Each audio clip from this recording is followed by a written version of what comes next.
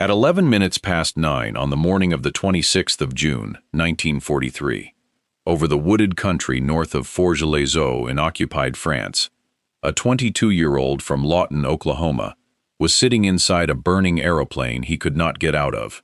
His name was Robert S. Johnson. He was flying a Republic P-47 Thunderbolt with the 61st Fighter Squadron, and about 90 seconds earlier, a Focke-Wulf 190 he never saw had put a burst of cannon and machine gun fire through his aircraft from behind. The blast tore up his instrument panel. Hydraulic fluid sprayed across the cockpit and caught, and for a few seconds the space he was sitting in was on fire. Splinters went into his face and his hands. He reached up to slide the canopy back and jump, and the canopy moved a few inches and stopped, jammed by the damage, leaving a gap too narrow for a man in a parachute. The fighter fell off into a spin, with the pilot beating on the rails with his fists. He got it out of the spin at somewhere around 2,000 feet. The fire had burned itself out. The engine was still turning, and Johnson, half-blind, streaming oil, turned west toward the channel in an aircraft that had already absorbed enough to kill it 3 times over, and found that he was not alone. A single Focke-Wulf slid into formation off his wing, close enough that he could see the pilot's head turn, and looked him over the way a man inspects something he does not understand. Hold that picture there. Whether Johnson reached England, and what the German pilot did with the ammunition he had left, is the reason this story exists at all, and we are going to come back to it at the end, because it explains something that 30 months of official reports never managed to explain. What happened over Forges-les-Eaux that morning was a very small event. 2 aircraft, no strategic consequence, nothing that appeared in a communique. But it was the first visible edge of a reversal on a scale that is genuinely hard to hold in the mind. In the summer of 1943, the German fighter force owned the daylight sky over Western Europe and knew it. 2 years later, it did not exist as a fighting organization. The men who did that owning, the squadron commanders, the group commanders, the veterans of France and Russia and the Mediterranean, the men whose names the Luftwaffe printed in its own newspapers, would nearly all be dead within a year of that morning. And it was not the bombers that killed them. It was the escorts, and the machine that started it was the one nobody wanted. Too big, too heavy, too expensive, hated on sight by the men who had to fly it, and carrying inside it one arrangement of engineering that no German fighter of 1943 could answer, no matter who was flying it. To understand why that mattered, you first have to understand how badly the Allies were losing. In September of 1941, the Royal Air Force met something new over the French coast. The Spitfire Mark V had been the best interceptor in the world 18 months earlier. Now, in a matter of weeks, RAF squadrons found themselves being attacked from above by a short, thick, radial-engined fighter that could outroll them at every speed, outclimb them, outdive them, and simply leave whenever the fight was going badly.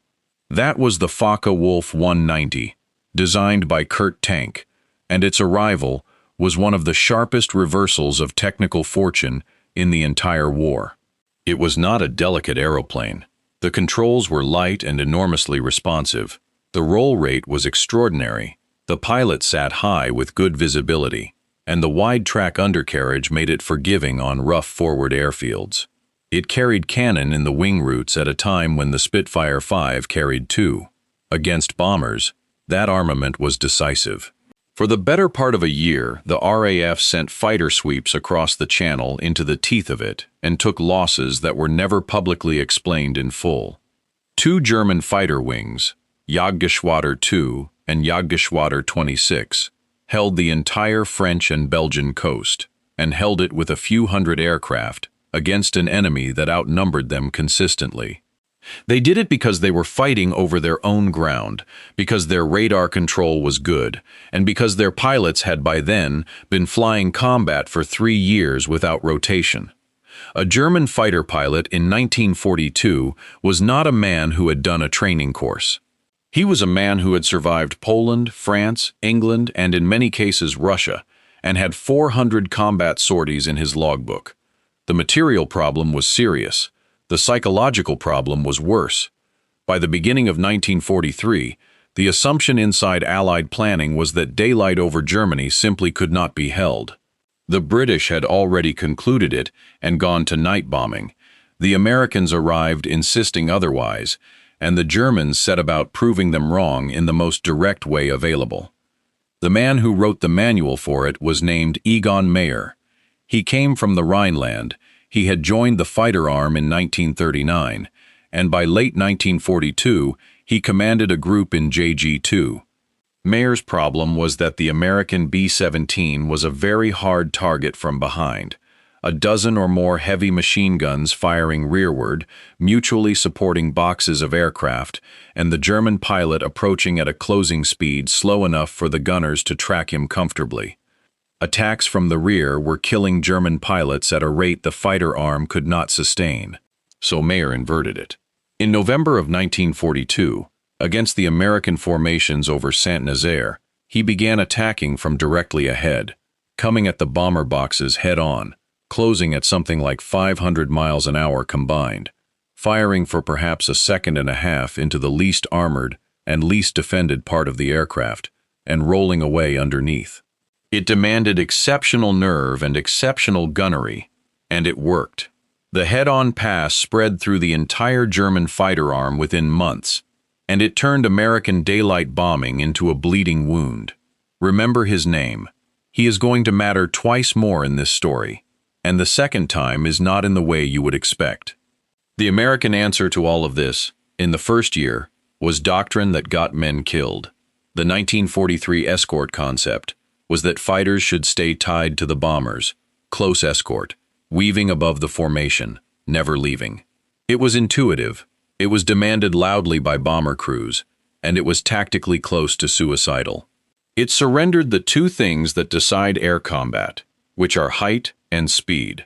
A fighter throttled back to bomber pace, at bomber altitude, holding a predictable position, is not a hunter. It is a target with a clearly advertised location. The deeper problem was reach. American fighters in the spring of 1943 could accompany the bomber stream to roughly the German frontier and no further. The Germans learned this within weeks and simply adjusted their timing, waiting past the escort's turnback point and then attacking an unescorted formation for 2 hours in each direction. The escort was not protecting the bombers. It was informing the enemy when the killing could begin. Others had tried to solve it. The British had proposed and largely abandoned the idea of a long-range escort fighter, on the reasonable-sounding grounds that a fighter carrying enough fuel to reach Germany would be too heavy to fight when it got there. The Americans had tried the P-38 Lightning, which had the range and, in the cold and damp of northern Europe at 30,000 feet, suffered engine failures, cockpit heating failures, and turbocharger failures at a rate that wrecked its record. They had tried the P-39 and the early P-40, neither of which could operate usefully above 20,000 feet at all, and the fighting over Germany was happening between 25 and 35,000 feet, where thin air punishes any engine that cannot be persuaded to breathe. Each partial answer failed for its own reason, but they failed around a common shape. Everyone was trying to build a European interceptor with a long fuel tank bolted on, and the Germans had already built the best European interceptor there was. What nobody had built was something that ignored the terms of the fight entirely. And in June of 1942, by pure accident, the Allies got to look inside the thing they were losing to. On the evening of the 23rd, a German pilot named Armin Faber, disorientated after a fight over the southwest of England, mistook the Bristol Channel for the English Channel and landed his Focke-Wulf 190 wheels down on the RAF airfield at Pembrey in Wales, under the impression that he was in France. He was taken prisoner by the duty officer. The aircraft was undamaged, fully equipped, and in Allied hands within the hour. What the test establishment at Farnborough found when they flew it mattered enormously. The 190 was everything it had appeared to be. Brilliant roll, superb handling, murderous armament. But the tests also established the shape of its limits, and those limits were not accidents. They were the direct cost of the things that made it good. It was a light aircraft with a small wing and a modest fuel load, optimized for short interception sorties from airfields close to the fighting. Its supercharger was tuned for low and medium altitude. Above roughly 25,000 feet, the engine's power fell away, and the aeroplane went soft, sluggish on the controls, slow to accelerate. And in a sustained vertical dive, it had a structural and aerodynamic ceiling on what could be asked of it. Put the whole thing in one line, and it comes out like this. The best fighter in Europe was optimized for a fight below 25,000 feet, near its own airfields, lasting under an hour. Every one of those conditions was about to be removed. The aircraft that removed them was designed by a Georgian émigré named Alexander Kartveli, chief engineer at Republic Aviation on Long Island, and it began as a failure. Kartveli's first proposals for a new Army fighter in 1940 were light, small, inline-engined machines in the European fashion, and the Air Corps rejected them as inadequate. Reports coming back from the fighting in Europe were saying two things clearly. Armament was too light, and pilot protection was non-existent. So in June of 1940, Kartveli started again from a blank sheet and did something no European designer would have contemplated. He designed the fighter outward from its supercharging system. The heart of it was a General Electric turbo supercharger, a device driven by the engine's own exhaust gas, compressing thin, high-altitude air back to something the engine could use. Turbo superchargers were bulky, and they ran extremely hot, which is why they generally went into bombers. Kartveli put one in a fighter by mounting it in the rear fuselage, behind the pilot, and then running the ducting the entire length of the aircraft, exhaust gases back to the turbine, compressed air forward again to the engine, a system of pipes passing underneath the cockpit floor, some of it running hot enough to glow. Around that, he wrapped a Pratt & Whitney R2800 double wasp, 18 cylinders in 2 rows, air-cooled, more than 2,000 horsepower, and one of the most durable aero engines ever manufactured. Then 850 caliber Browning machine guns in the wings, 4 to a side, with a maximum of well over 3,000 rounds between them. Then armor plate behind the pilot, self-sealing tanks, and a structure built to a standard that the men on the drawing boards later admitted was closer to naval practice than fighter practice. The result weighed close to 7 tons loaded, which was roughly twice the weight of a Spitfire and about the weight of some contemporary light bombers. It was, by an enormous margin, the largest and heaviest single-seat, single-engine fighter to see mass service in the war. The propeller was over 12 feet across. The undercarriage had to be designed to telescope so the wheels would fit in the wing without lengthening the legs beyond the clearance the propeller demanded. Pilots who came to it from smaller aircraft loathed it. They said it climbed like a brick and turned like a truck, which at low altitude was very close to true. They called it the Jug. The story went around that the correct evasive maneuver in a Thunderbolt was to undo your straps and run around inside the fuselage. Every one of those jokes was made by men who were flying it below 20,000 feet. Above 25,000 feet, the aircraft became a different animal, because that is where every other fighter in the sky was losing its engine power, and the Thunderbolt was not losing any. The turbo held the manifold pressure at heights where a mechanically supercharged engine had nothing left to give. At 30,000 feet, the P-47 was one of the fastest aeroplanes in the world, doing something over 420 miles an hour, and it accelerated up there while everything else mushed. And then there was the dive, which is the part that nobody expected and nobody could copy. Take 7 tons, put it nose down with 2,000 horsepower still pulling, and the acceleration is violent beyond anything a lighter aircraft can produce. Thunderbolt pilots regularly went past 500 miles an hour in a dive and reported the controls going solid as they approached the speed of sound at altitude, an effect nobody in 1943 had a name for. and which killed several pilots before dive recovery flaps were fitted to later models. It was genuinely dangerous. It was also completely unmatchable. A Focke-Wulf that dived away from a Thunderbolt was not escaping. It was choosing the one direction in which its pursuer had a permanent, structural, unbeatable advantage. The men who flew it worked all this out slowly, and then they stopped laughing about the weight. What they came to believe about the aircraft was simple enough to say in a sentence, and they said it constantly: "This thing will bring you home." Not because it was agile, because it could be hit, repeatedly, with cannon, and keep flying. The idea that turned those characteristics into a weapon was not complicated, but it was the hardest thing in the world to make men do. It was this: never turn. Fighter combat as taught before 1943 was fundamentally horizontal. Two aircraft meet, both turn hard toward each other, and the one that can turn tighter eventually arrives behind the other. Under those rules, a Thunderbolt against a Messerschmitt 109 or a Focke-Wulf 190 loses, and loses fairly quickly, because the German aircraft were lighter and had far better sustained turn performance. Any P-47 pilot who accepted a turning fight was accepting the enemy's terms in the enemy's best regime. So the doctrine that came out of the 56th Fighter Group threw the horizontal plane away and moved the entire fight into the vertical. Picture it physically. The Thunderbolts cruise at 32,000 feet, above everything, where their engines are strong and the enemies are weak. They see German fighters below. They roll over and come down, not in a curve, but in a dive so steep and so fast that no defensive turn can be completed before they arrive.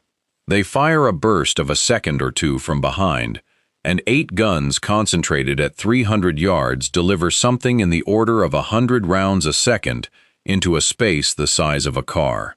Then they do not stay. They keep the dive, convert all that accumulated speed back into height in a long climbing zoom, and arrive above the fight again with the energy to do it a second time. The German pilot in that situation has no counter available to him. He cannot climb after them, because at that altitude his engine cannot make the power. He cannot dive away, because he is diving away from the fastest diving aircraft in the sky. He cannot turn into the attack, because the attack is coming vertically and will be finished before his turn is. The only thing his superior agility can buy him is a temporary miss, and the aircraft that missed him is already back at 30,000 feet, setting up again. The underlying principle is worth carrying away, because it outlived the war and every aircraft in it. In air combat, height and speed are the same thing in two forms, and whoever has more of the combined total can choose whether a fight happens at all. Maneuverability decides what you can do inside a fight. Energy decides whether you have to be in one. The discipline that demanded was brutal, and it was harder than the fighting. It meant a pilot with a German aircraft turning in front of him. The thing he had spent 2 years training to want, had to refuse it, hold the dive, and go back upstairs. It meant watching an enemy escape rather than following him down into a low-altitude turning fight where the Thunderbolt was a liability. Group commanders had to court-martial the idea of chivalry out of their squadrons. Men who broke it died, and the ones who died were disproportionately the aggressive ones, which is to say, the good ones. The Germans could see what was being done to them. What they could not do was change the aircraft they had. Every quality that had made the Focke-Wulf and the Messerschmitt dominant in 1941 and 1942 was a quality bought at a price, and the bill came due in 1943. Lightweight and small wings gave them their climb and their turn, and denied them the fuel to fight anywhere but near home. Low-altitude supercharger tuning gave them their performance where the RAF's cross-channel sweeps had happened, and gave them nothing at all where the American bomber stream flew. A structure optimized for lightness gave them acceleration, and set hard limits on how fast they could be dived and how much damage they could absorb. The institutional failure sat on top of the technical one. The German High Command spent most of 1943 refusing to believe the reports. Fighters, it was held at the highest levels, simply could not operate over the Reich. The physics of fuel consumption forbade it. When German pilots reported single-engine American fighters over Aachen and later over Hanover, the reports were treated as misidentification, and in at least one well-known account, the claim was rejected outright at the top of the Luftwaffe as impossible. By the time the argument was settled, the answer to it was already flying. And underneath all of it ran an arithmetic the Germans could not escape. Both sides were losing pilots. Only one side could replace them. The German fighter arm's strength was the veteran, the man with 300 sorties who could hit at high deflection and knew what a fight looked like before it developed.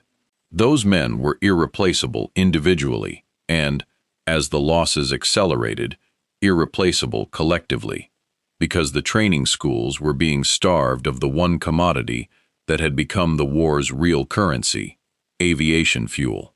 The Americans were losing pilots too, and behind them stood a training pipeline turning out tens of thousands of new ones a year, backed by a rotation policy that took survivors out of combat and put them into instruction.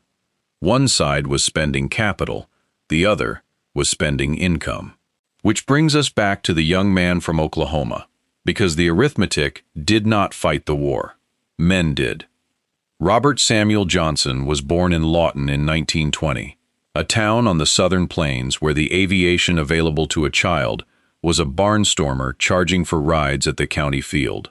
He got one, aged 8, and never afterward wanted to do anything else.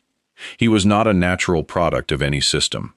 He came into the Army Air Forces through the ordinary route, and he arrived in England in early 1943 with the reputation of a pilot who flew aggressively and would not reliably stay where he was put.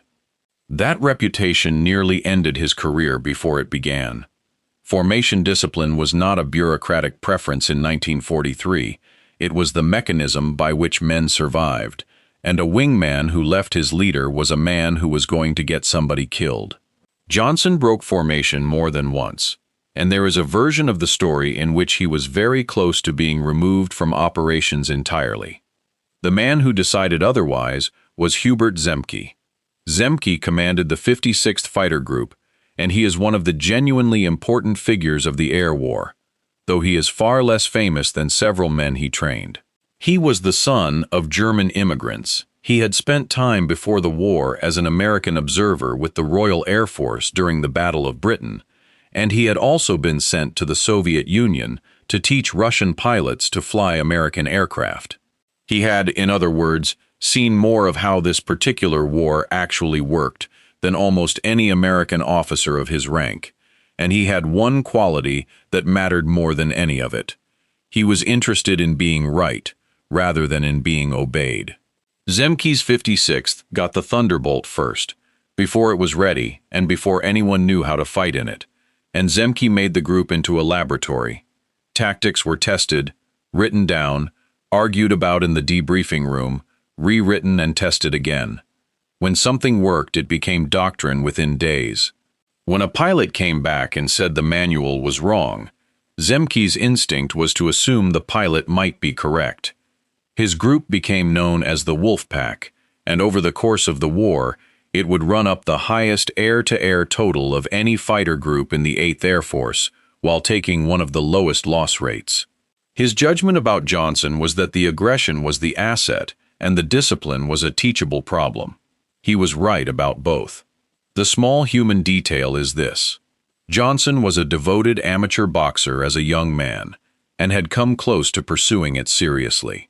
He talked about combat in the language of the ring for the rest of his life. Distance, timing, the value of taking a punch, the fact that a fight is decided by what you can absorb as much as by what you can deliver. It is not an accident that the man who thought that way ended up in the heaviest, most punishing, hardest-to-kill fighter in the theater. The doctrine's first real proof came on the 26th of November, 1943, over Bremen. Bremen was a deep target, and a bad one. and the Germans committed heavily to it.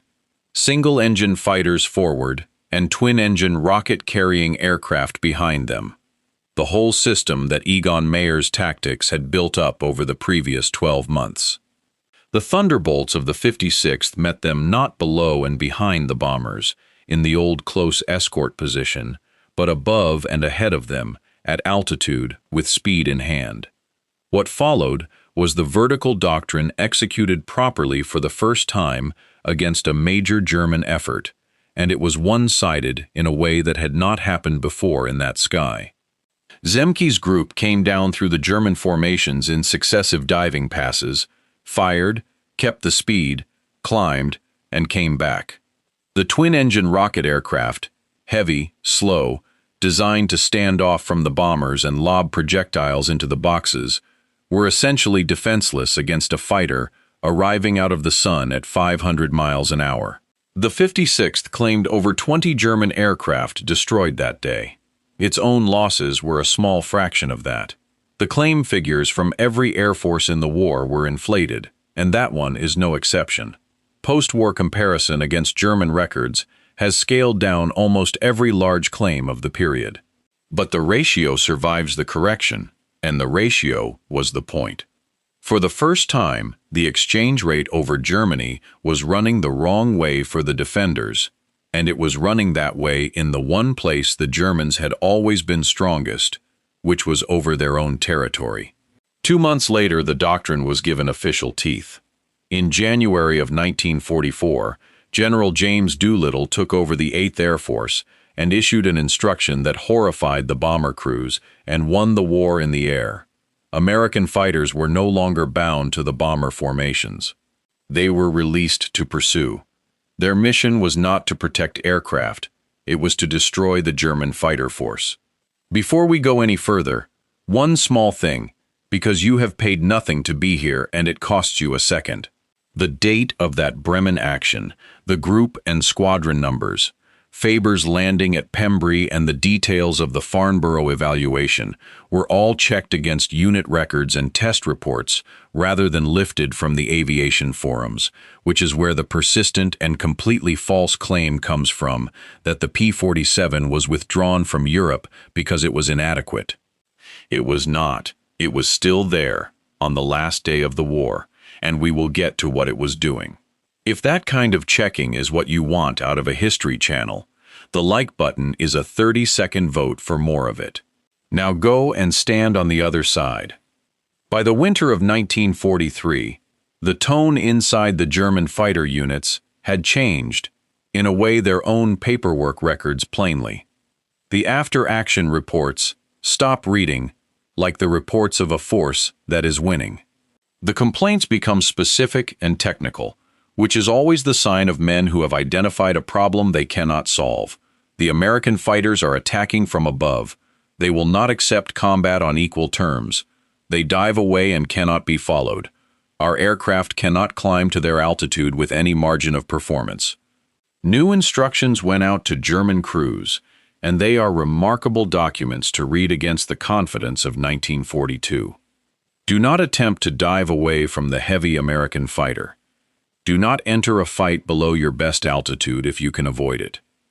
Attack the bombers and disengage before the escort arrives, which was an instruction that made sense only as long as there was still a point in the mission where the escort had not arrived. That point was disappearing. The Thunderbolt's original combat radius had been miserable, a couple of 100 miles, and the reason was not the aircraft but the absence of anything to hang under it. Through the second half of 1943 and into 1944 that was fixed, first with a crude ferry tank, then with proper pressurized drop tanks of 75, then 108, then 150 gallons, some of them manufactured in Britain out of resin-impregnated paper because the metal was needed elsewhere. Each increase in capacity moved the escort's turnback point further east, and each move east removed another hour of the sanctuary in which German fighters had been forming up unmolested. The German pilots had a phrase for the stretch of sky where they had once assembled in safety. By the spring of 1944, there was no such stretch of sky. The scoreboard through the first months of 1944 climbed in a way that is hard to convey without simply listing names. Johnson was running up victories at a pace that put him ahead of the American record from the previous war. So was another man in the same group, Francis Gabreski, a Polish-American from Oil City, Pennsylvania, who had been at Pearl Harbor on the 7th of December and had flown a tour with a Polish squadron in the RAF before joining the 56th. Gabreski was methodical where Johnson was instinctive, and the two of them chased each other's totals through the spring while their group commander tried to stop the whole thing turning into a private competition. Then came the week of the 20th of February, 1944, which the Americans called Big Week.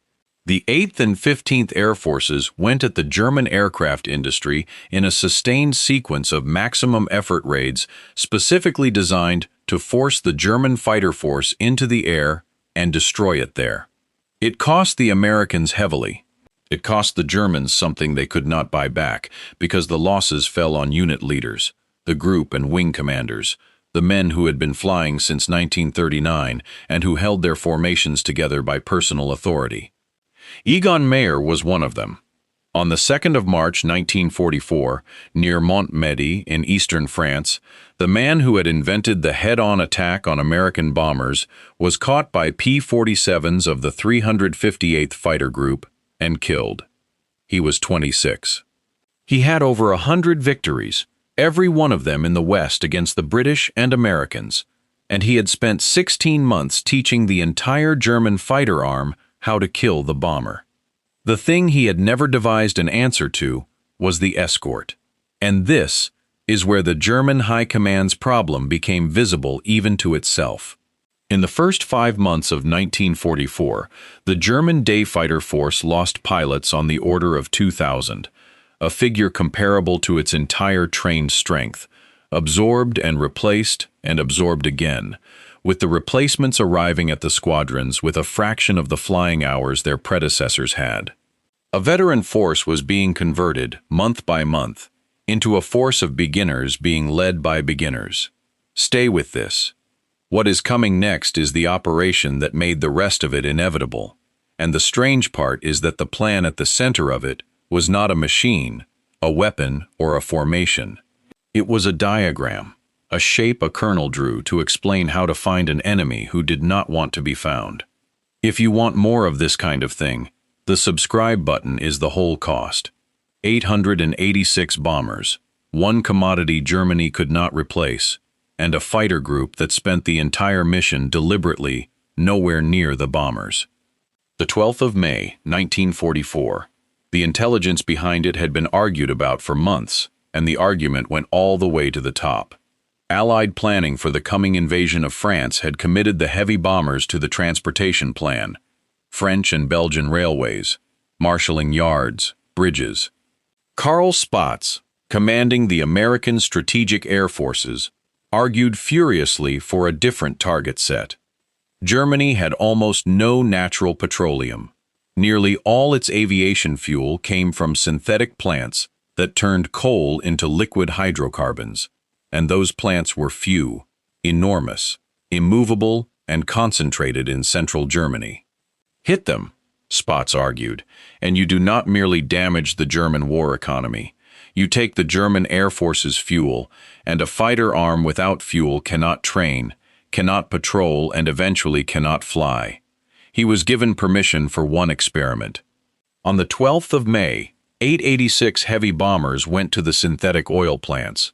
Zwickau, Bohlen, Seitz, Merseburg-Leuna, Lützgendorf, Brooks. It was the first deliberate attack on German oil, and the Germans understood immediately what was being threatened. They put up a maximum defensive effort of a kind they had not made in weeks, which was precisely what Hubert Zemke was counting on. Zemke had been turning a problem over for months. Even released from close escort, fighter groups still tended to operate as a single mass along the bomber route, and a mass is easy to avoid. The Germans knew where the bombers were going. They assembled their formations well away from the stream, climbed to altitude out of contact, and came in as an organized body at the moment of their choosing. The escort was reacting. Zemke wanted to be waiting.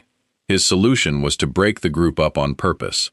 The Thunderbolts would fly ahead of the bombers to a designated point deep inside Germany, well past the frontier, in the sky where German fighters were still forming. And there the group would split into its flights and fan outward along different radials, each flight covering its own wedge of sky at high altitude, all of them within radio range of one another. Whichever flight found the Germans forming up would call it, and the rest would converge. It spread the group thin, which is the opposite of everything fighter tactics teaches. It worked because of the one asset the P-47 had that nothing else in that sky had. At 30,000 feet, a Thunderbolt flight could hold enough speed and enough height to survive alone until help arrived, and any flight in trouble could always go down and out at a speed no German fighter could match. Staff officers hated it. It violated concentration of force, it complicated control, and if the Germans caught a single flight, it could be destroyed in detail. Zemke flew it anyway, that day, with the oil raid going in behind him. The flights went out east of the bomber track and fanned across 100 miles of sky at altitudes above 30,000 feet, 4 aircraft to a wedge, in bright cold air, where the contrails formed thick enough that the fan itself was visible from the ground as a white star drawn across Germany. Below them, invisible at first against the haze, the German formations were doing what they always did, climbing in tight, disciplined blocks toward the assembly altitude, 20, 30, 40 aircraft together, some of them heavily armored assault fighters carrying enough cannon to break a B-17 in one pass, all of them nose-high, slow, in a climb, in formation. There is no worse condition in which to be surprised. A climbing formation has no speed to trade, no height above it to use, and no room to maneuver without collision.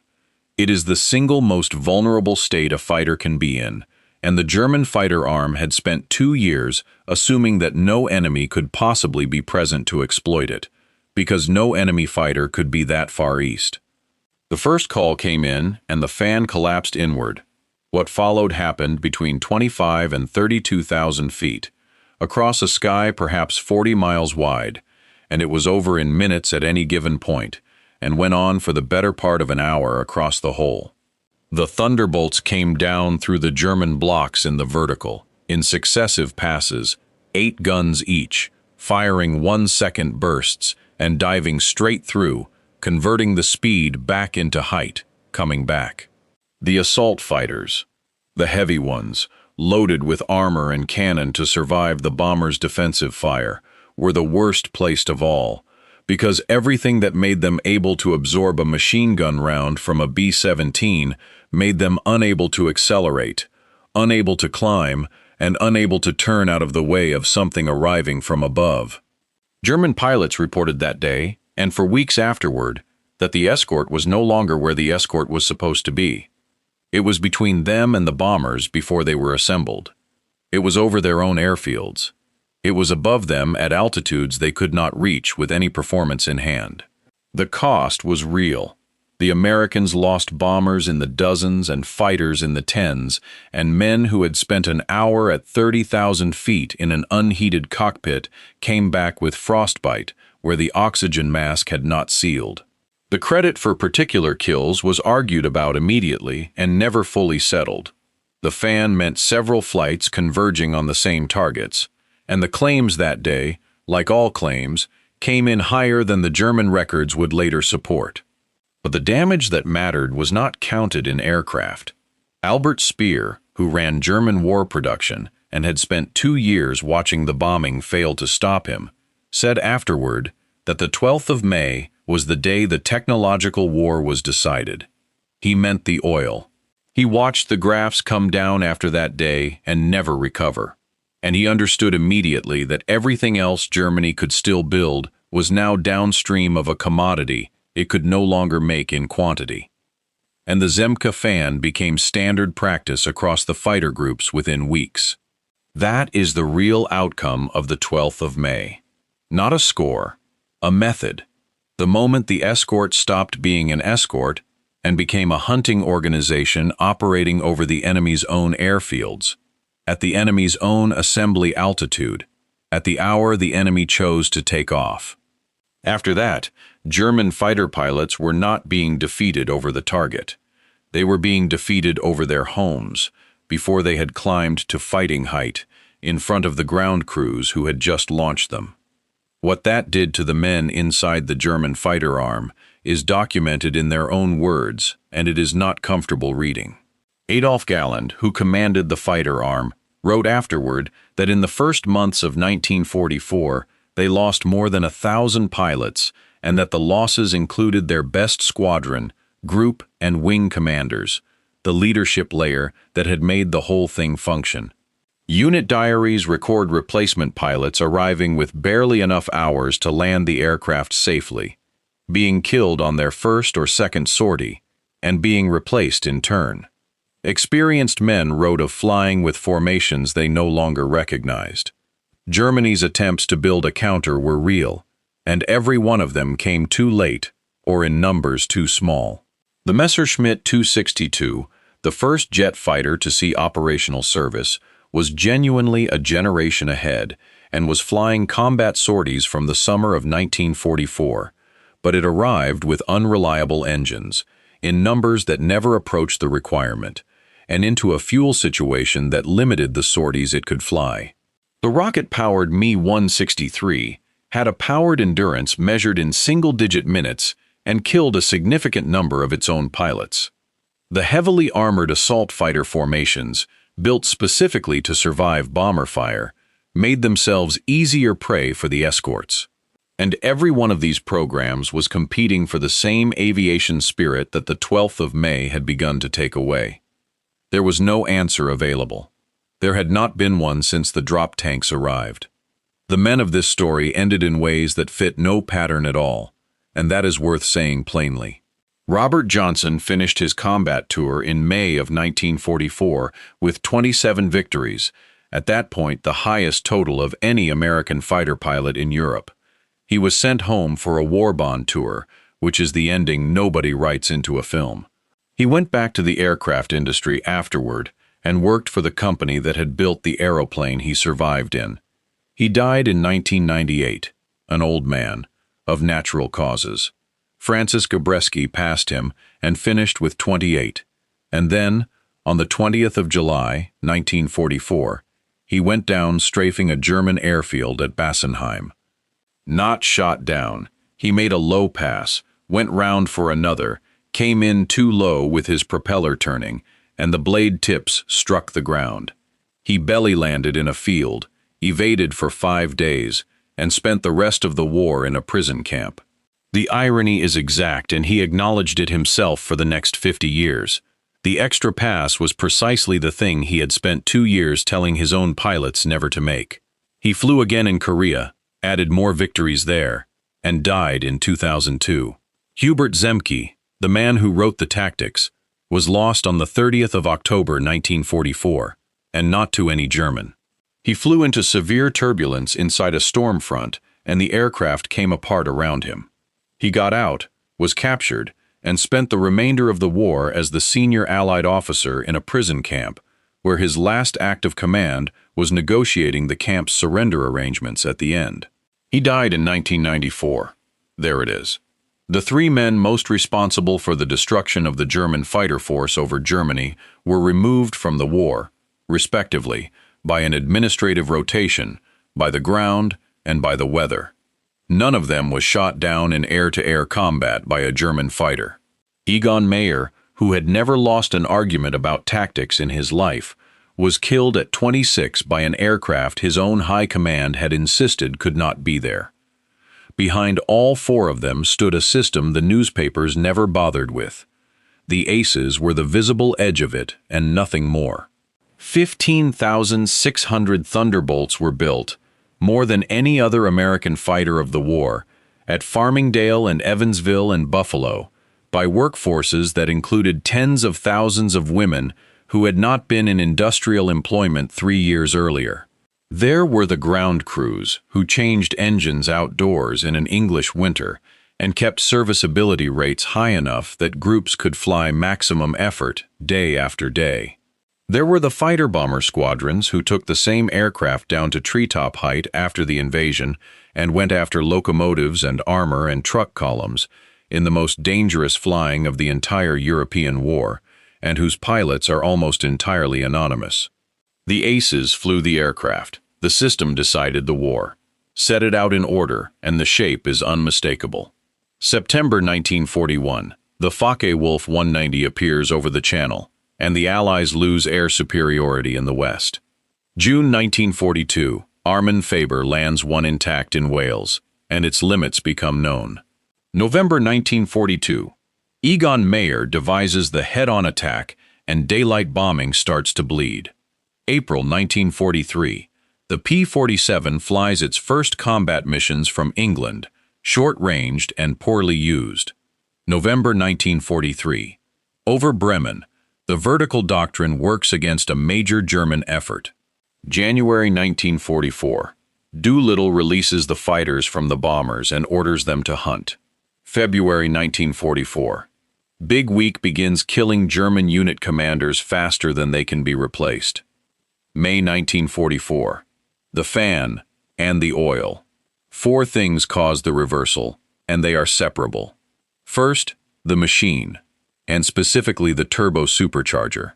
Everything else about the Thunderbolt followed from the decision to build a fighter that could hold full engine power above 25,000 feet, because that decision gave it the height, and height gave it the dive, and the dive gave it a fight the enemy could not refuse or escape. The 8 guns and the armor decided how many pilots came home to apply the lesson twice. Second, the doctrine. A superior aircraft flown on the enemy's terms is a wasted aircraft, and for most of 1943, that is exactly what was happening. The vertical fight, the refusal of the turning engagement, and Doolittle's order releasing fighters to pursue turned a defensive escort into an offensive campaign against the German fighter arm itself. Third, the reach. Drop tanks are unglamorous, and they were decisive.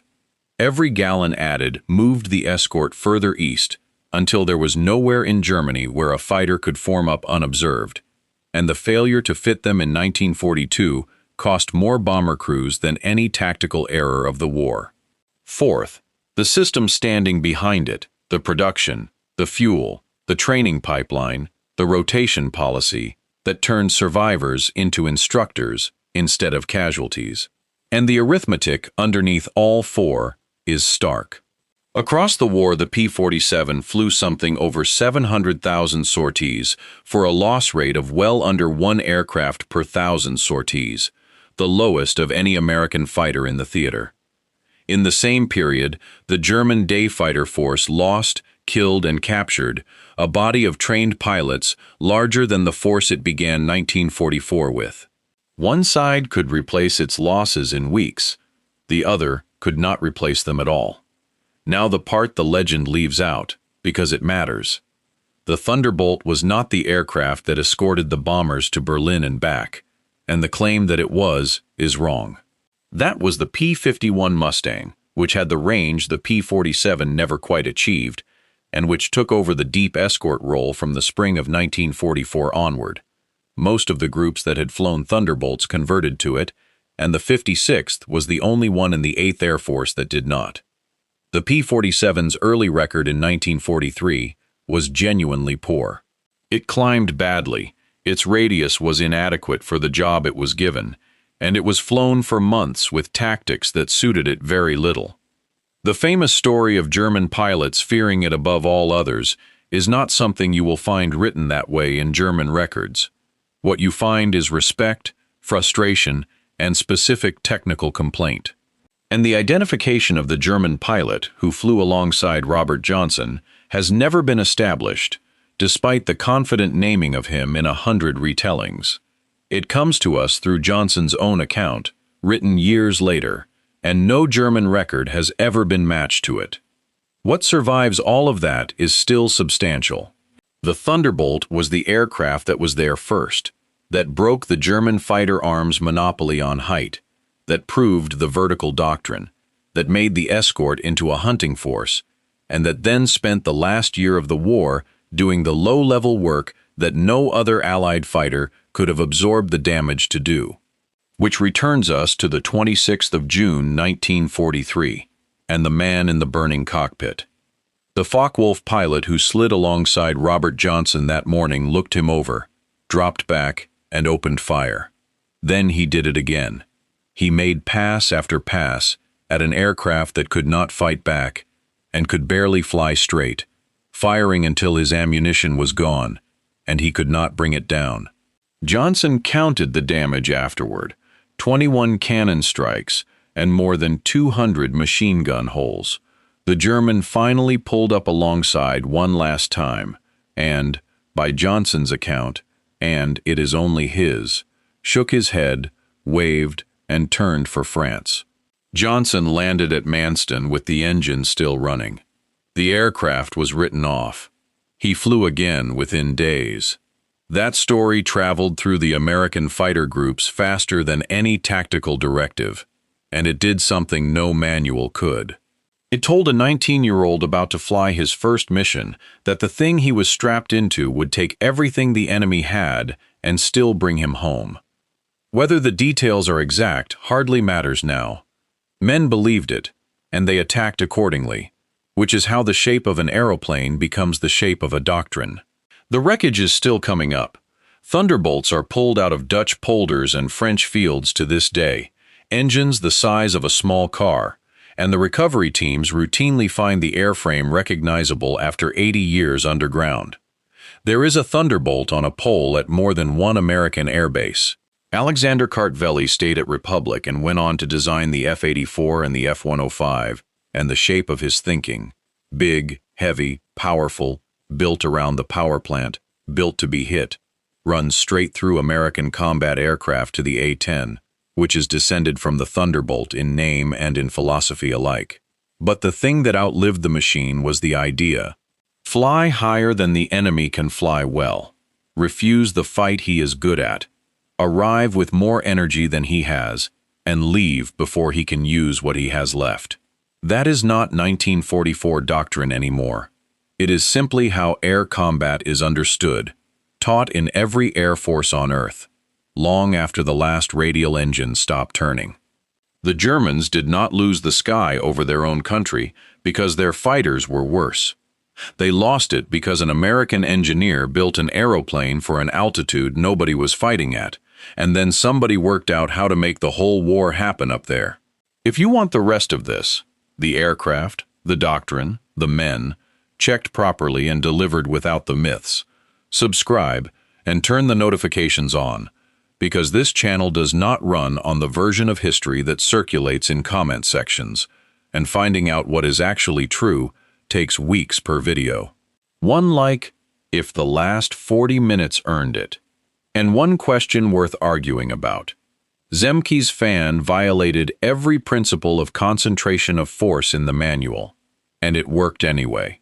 Was that brilliance, or was it a commander getting away with something because his aircraft could outdive any consequence? Tell me which, and why.